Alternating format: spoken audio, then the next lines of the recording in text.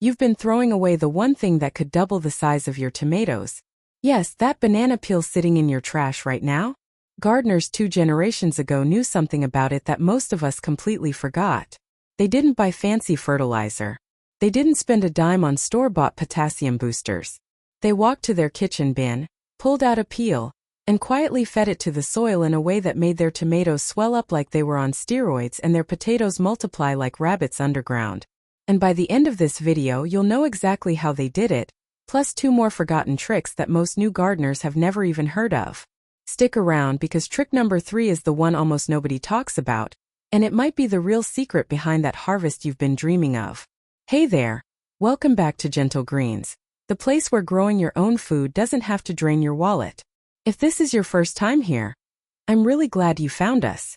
This channel is built for people just like you. Folks who want a garden bursting with life without spending a fortune on bags of fertilizer or fancy tools. And if you've been with us for a while, welcome back. You already know we love digging up these old, almost forgotten gardening secrets that our grandparents used long before the garden centers convinced us we needed a dozen products just to grow a single tomato. Before we get into today's tips, if you're new here, consider joining the family by hitting that subscribe button. No pressure at all, just an easy way to keep this kind of knowledge coming your way. Alright, let's get into it. Secret number 1. The banana peel myth everyone gets wrong. Now here's where most people mess it up. They toss a whole banana peel straight into the soil and expect magic. But that's not how the old-timers did it, and honestly it's why so many people say this trick doesn't work for them. A banana peel is loaded with potassium, plus a good amount of phosphorus and calcium. Tomatoes crave potassium especially, because it's what helps the plant push nutrients into the fruit itself, not just the leaves. But a whole peel takes months to break down in the ground. By the time it decomposes, your tomato season could already be over. Here's a way to actually spot the problem before it ruins your harvest.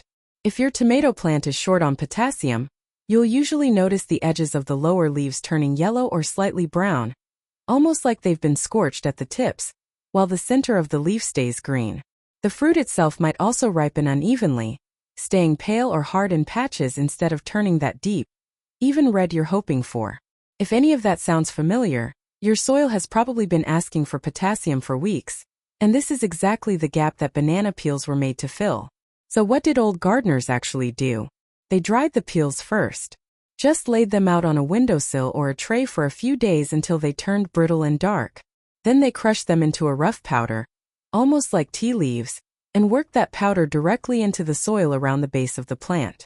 Because it's already broken down and dry, the nutrients release into the soil far quicker, right when the plant needs them most, especially during flowering and fruiting.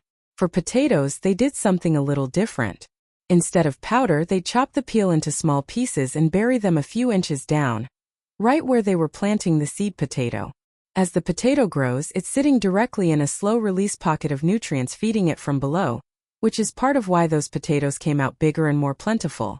Some even soaked a few peels in a jar of water for a couple of days, then used that water to feed the plant directly, creating a quick homemade potassium drink that worked almost like a gentle boost right before flowering season. Secret number 2. The eggshell and coffee combo nobody talks about. While we're in the kitchen scraps world, here's one that almost nobody mentions alongside the banana trick, even though the old-timers always paired them together. Crushed eggshells mixed with used coffee grounds, spread thinly around the base of tomato plants. But before we get into how to use this combo, it helps to actually understand why blossom end rot happens in the first place, because most people treat the symptom without ever knowing the cause. That ugly black, sunken spot that shows up on the bottom of a tomato isn't caused by a disease or a pest at all.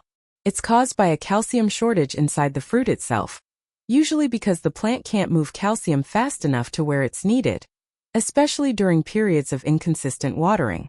Dry spells followed by a sudden heavy watering can trigger it even in soil that technically has enough calcium, because the plant simply can't transport it quickly enough during that stress.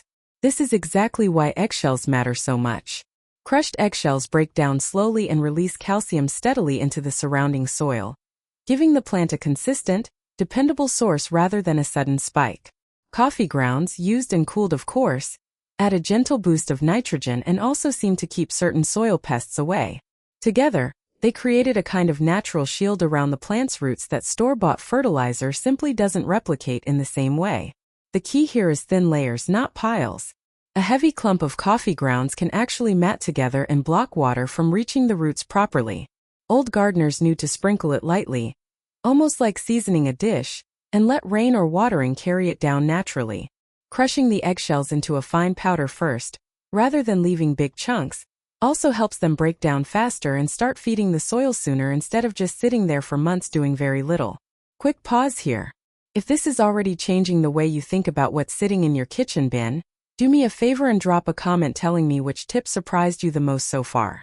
It genuinely helps this video reach more garden lovers like you. And I read every single comment. And if you haven't already, tap that like button. It costs nothing, but it tells the platform this content deserves to be shown to more people trying to grow food on a budget. Alright, let's get into the secret almost nobody still remembers. Secret number 3. The forgotten watering rhythm. This is the one I promised you earlier, and it has nothing to do with what you feed your plants, and everything to do with when and how you water them. Modern gardening advice tells you to water on a schedule, maybe every morning or every other day. But old gardeners didn't follow a calendar. They followed the soil itself. They'd push a finger about 2 inches into the ground near the plant. If it felt dry at that depth, they watered deeply, soaking the ground until it reached well below the root line. If it still felt cool and moist, they left it completely alone, even if it had been a few days. Here's a belief a lot of new gardeners carry that actually works against them. Many people assume that more water always means a healthier, faster-growing plant.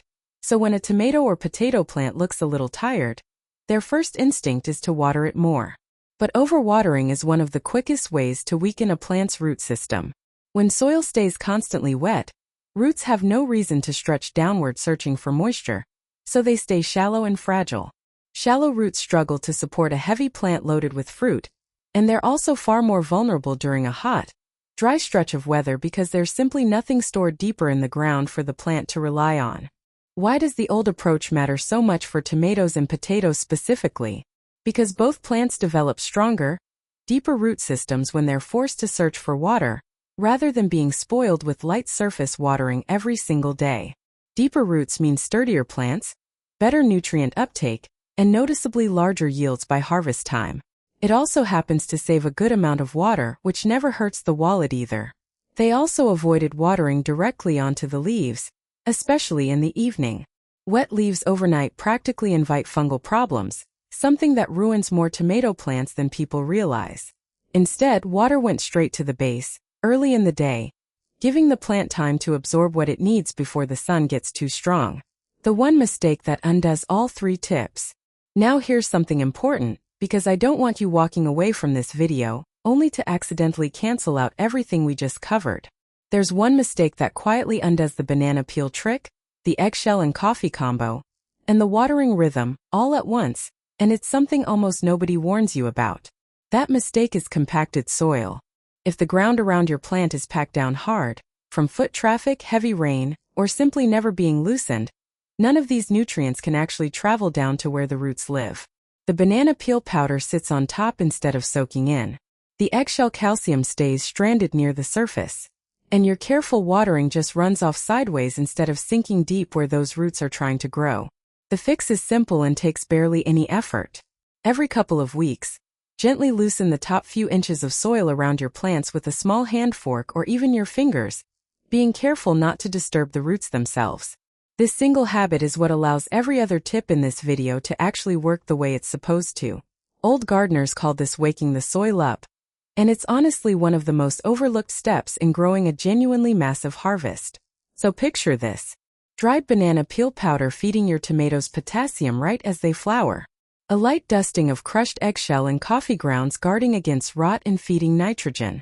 A watering rhythm that trains your plants to grow deep, strong roots instead of relying on you every single day. And loosened soil that lets every single one of these nutrients actually reach the roots that need them. None of this requires a single trip to a garden store. It's sitting in your kitchen and in your own 2 hands. This is exactly the kind of gardening our grandparents practiced without even thinking twice about it, long before every solution came in a plastic bottle with a price tag attached. If you enjoyed learning these old, almost forgotten methods, this channel has plenty more where that came from. Hit subscribe so you don't miss the next one. Drop a like if you're planning to try any of these tips this season, and let me know in the comments which one you're starting with first. Thank you so much for watching, and I'll see you in the next video here on Gentle Greens.